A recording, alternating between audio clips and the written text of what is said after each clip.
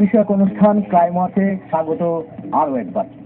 দর্শক, বিরতির আগে দেখছিলেন এক বখাটের উৎপাত আর থানা পুলিশ থেকে শুরু করে প্রভাবশালীদের দাপটে কতটা অসহায় সময় পার করতে হয়েছে রিমিকে।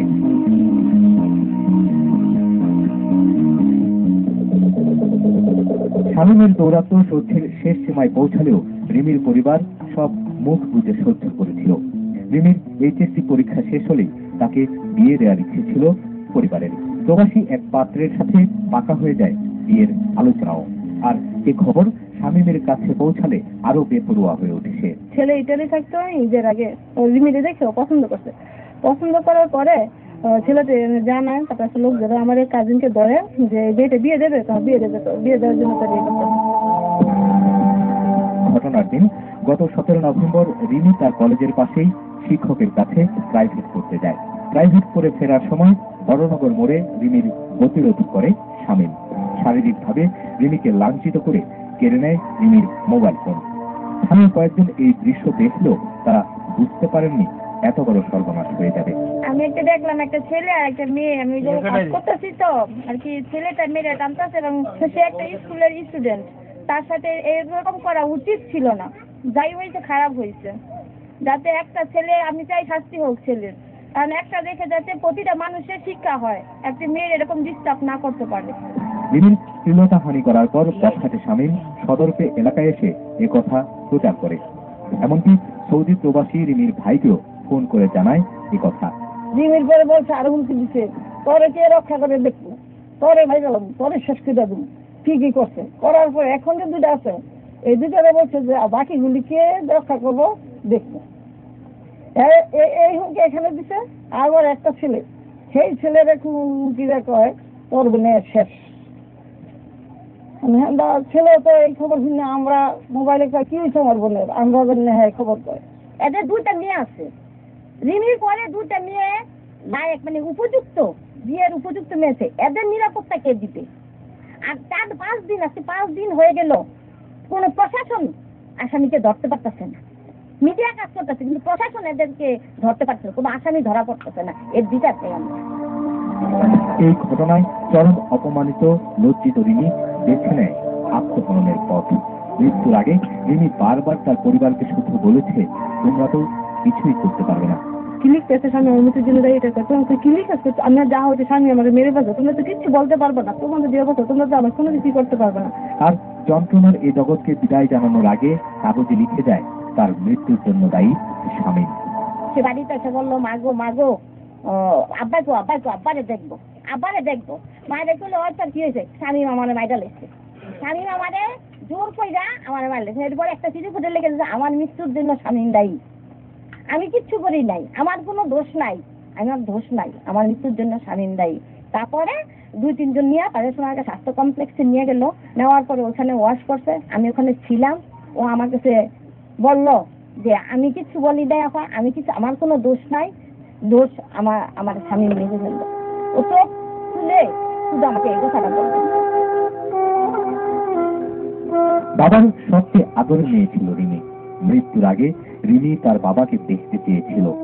এখন অসহায় বাবা সে কথা ভুলতে পারছে না। মেয়ের মৃত্যুর পর শোকাহত বাবা নুরু মিয়া এখন কিছুটা অপ্রকৃতস্থ। কয়েকবার আমার ঘরের মধ্যে আসছে না, আমি দৌড় দেওয়াইছি, রাতে 2-3 বাজে আসছে। অনেকদিন আগে আমি দৌড় দেওয়াইছি, এই হেন বাইরে পেয়ে থাকে, আমি টানটানে আমার শক্তি নাই। ওই আশেপাশে গেলে ওই নদীর পরে আমার খেতে আছে, ফ্যান ডিস্টার্ব করে। আমি বাচ্চা চলে, আমি মাঝে মাঝে গিয়া হেঁটে চালাতে ধরতে পারে না। ওই হেঁটে গিয়ে আমরা মায়ের শেষ মিনিটে নাইট কাটছি। রিমির আত্মহননের পর সারা দেশে শুরু হয় তোলপাড়। সোনারগাঁও ডিগ্রি কলেজের ছাত্রছাত্রী সহ ফুঁসে ওঠে সমগ্র সোনারগাঁও। মানববন্ধন থেকে শুরু করে বিক্ষোভ প্রদর্শন করে জেলা উপজেলার সকল শ্রেণী পেশার মানুষ। ঘাতক শামীমের বাড়িতে হামলা চালায় ক্ষুব্ধ এলাকাবাসী।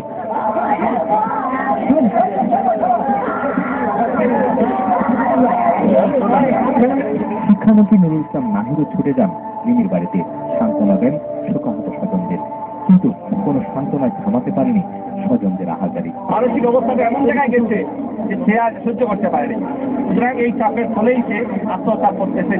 এটা আত্মহত্যা নয়, আমরা পরিষ্কার বলবো তাকে খুন করা হয়েছে।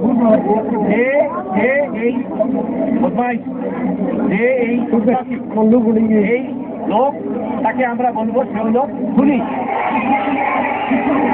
ক্ষুব্ধ এলাকাবাসীর একটাই দাবি, ঘাতকের বিচার। মেয়ে হিসেবে অনেক ভালো, ছাত্রী হিসেবে ভালো, মানে নর্মাল ভদ্র সব দিকেই, মানে কার সাথে কোনো ছিল না, কার সাথে করতো না, তারপর সবার সাথে। রিমি আমাদের কলেজে ভালো মেয়ে ছিল, সে ব্রিলিয়ান্ট স্টুডেন্ট ছিল, সে খুব মেধাবী ছিল, অনেক ভালো মেয়ে ছিল।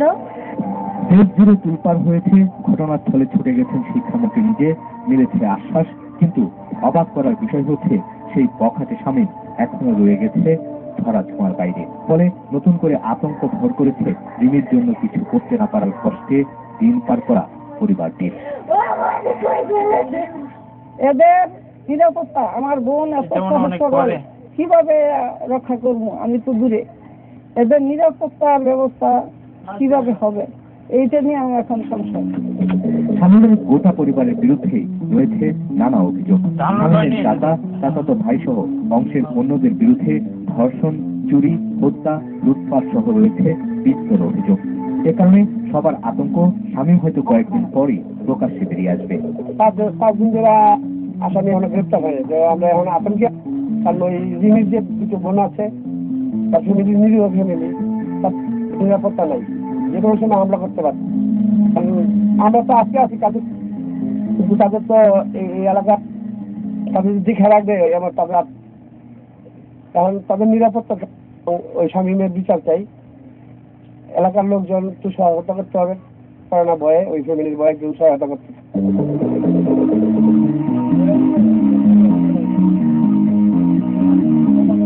এদিকে রিমির শোক সহপাঠী, বন্ধু এবং শিক্ষকরা, কলেজ অধ্যক্ষ সহ অন্যরা জানালেন রিমি ছিল তাদের প্রিয় ছাত্রী। অনেক কষ্ট করে সে পড়াশোনা চালিয়ে যাচ্ছিল। গরিব অশিক্ষিত বাবা মার সন্তান হলেও শিক্ষার প্রতি ছিল তার গভীর মমতা। খুবই মেধাবী এবং ভালো ছাত্রী ছিল সে। মানে একটা ছাত্রী ঝরে যাবে সেটা আমরা কল্পনা করতে পারিনি। সরকারের কাছে আবেদন থাকবে যে রিমির মতন যেন আর কোনো মেয়ে এভাবে মানে ইফতিজিং এর কারণে জ্বলে যেতে না হয়।